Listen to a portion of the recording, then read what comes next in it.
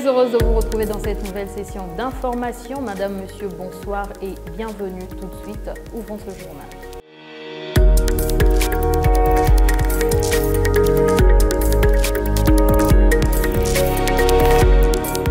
Après une longue attente, le décret qui fixe l'uniformisation de la tenue scolaire est enfin là.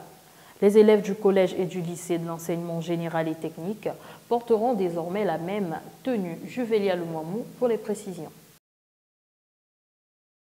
C'est une décision qui était longtemps attendue par les élèves et les parents d'élèves.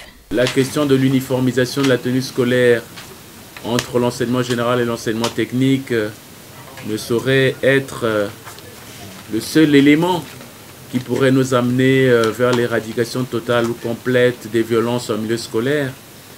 Mais nous avons également considéré que ça pouvait être un point non négligeable. Les nouvelles dispositions fixent la couleur des tenues du préscolaire, primaire, collège et lycée de l'enseignement général et technique, comme l'a précisé le ministre en charge de l'enseignement technique et professionnel. Le cycle préscolaire, tablier de couleur rose et bleu ciel. La couleur dominante pour les apprenants de sexe masculin est le bleu ciel et pour les apprenants de sexe féminin est le rose. Rien n'a changé. Le cycle primaire. Pour les apprenants de sexe féminin, chemise kaki à 2 poches avec rabat, épaulettes, manches courtes et boutons.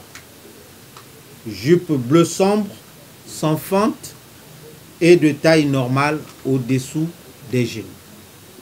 Pour les apprenants de sexe masculin, chemise kaki à 2 poches avec rabat, épaulettes, manches courtes et boutons. Culotte bleu sombre de taille normale. Cycle secondaire général technique et professionnel, c'est ici qu'il y a peut-être des changements. Pour les apprenants de sexe féminin, chemise bleu ciel à 2 poches avec rabat, épaulettes, manches courtes et boutons. Pantalon bleu sombre de taille normale. Pour les apprenants de sexe masculin, chemise kaki à 2 poches avec rabat, épaulettes, manches courtes et boutons. Pantalon kaki de taille normale. Mais le gouvernement met en garde les élèves.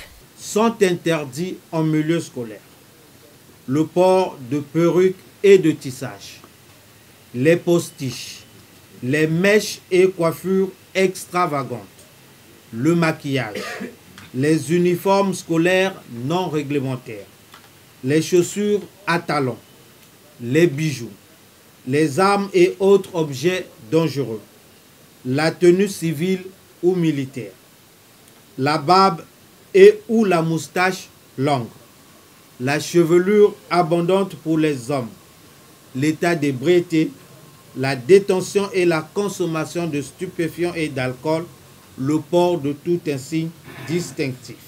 Les syndicalistes apprécient cette uniformisation de la tenue scolaire après plusieurs jours de suspense. La question sur l'uniformisation de la tenue scolaire nous concerne effectivement puisque non seulement que nous sommes enseignants, nous avons aussi des enfants, pour ne pas dire des apprenants, qui vont à l'école et donc qui attendaient aussi ce décret signé du Premier ministre hier, rassurant donc nous, en général parents d'élèves, que la tenue scolaire uniformisée est signifiée à partir de l'article 4.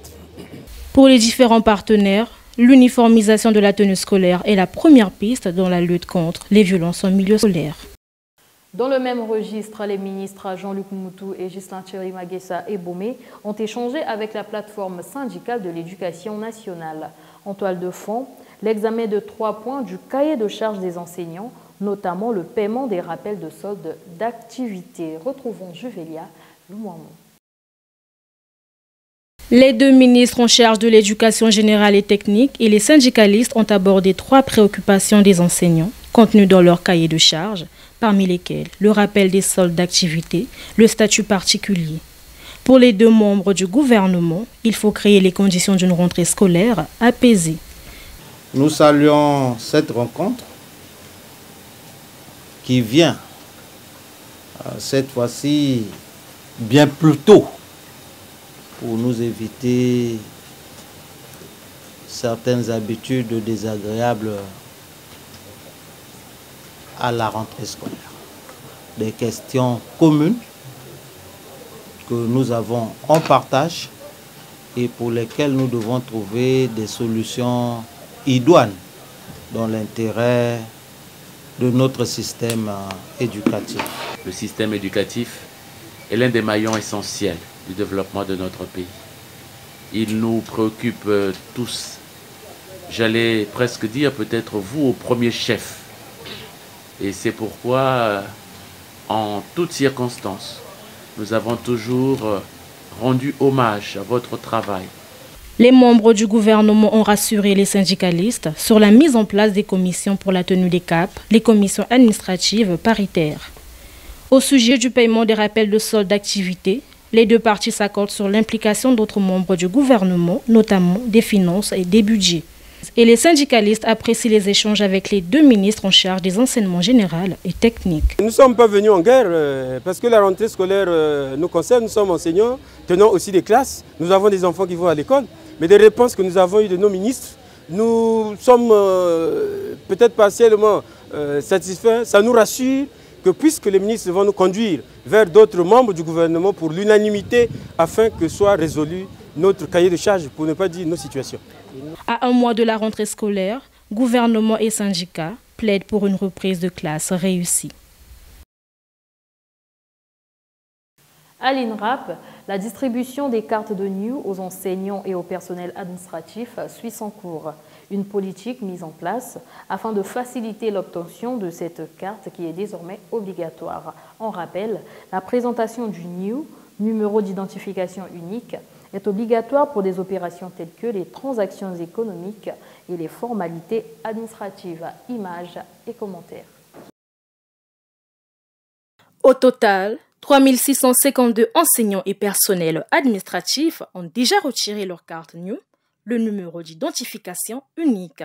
Une pièce rendue obligatoire pour les transactions dans les structures financières. Cette carte NIU est une carte beaucoup plus demandée pour toute transaction financière actuellement. Et puis dans cette carte, vous avez des informations professionnelles. Je demande à tous les enseignants ayant fait l'enrôlement à Brazzaville de passer parce qu'il y a encore des cartes qui traînent là sur le premier lot déposé au cabinet.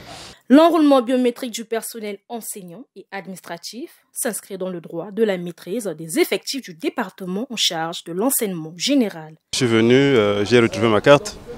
Je n'ai pas traîné d'ailleurs pour l'avoir. Je remercie le ministère de l'enseignement pour m'avoir fait passer au contrôle et j'ai eu mon NIU sans problème. Une fierté nationale pour ce que le ministère est en train d'organiser pour faire avancer aussi les institutions. Ces agents de ce département constituent le premier groupe ayant reçu leur carte. La première phase de cette opération d'enrôlement biométrique ne concernait que le département de Brazzaville et Île-Mbamou.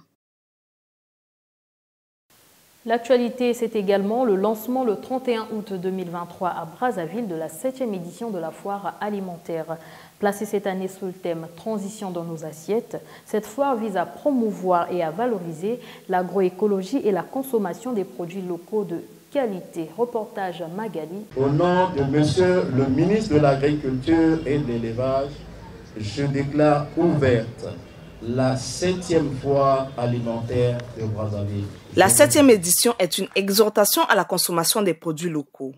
L'association ESSOR veut valoriser les domaines agroécologiques pour garantir la santé des consommateurs. La transition dans nos assiettes représente un grand défi à relever au point où nous devons travailler avec d'autres acteurs pour inciter et convaincre la population à cerner le danger et la nécessité de consommer les produits issus de nos terroirs et ainsi ne pas confier notre bien-être aux autres. Pour le directeur de l'Agence française de développement, l'agriculture constitue un enjeu de santé publique et environnementale. Cette foire alimentaire est l'occasion, une fois de plus, de saluer les efforts déployés par les acteurs de la société civile et les acteurs institutionnels congolais pour tendre vers la promotion des chaînes de valeur agricoles, contribue fortement à promouvoir les potentiels de création de valeur important mais encore sous-exploité du secteur, notamment auprès de la jeunesse. Au fond, la foire est une présentation du génie congolais dans l'alimentation. Une démarche appréciée par l'administrateur maire du 5e arrondissement de Brazzaville.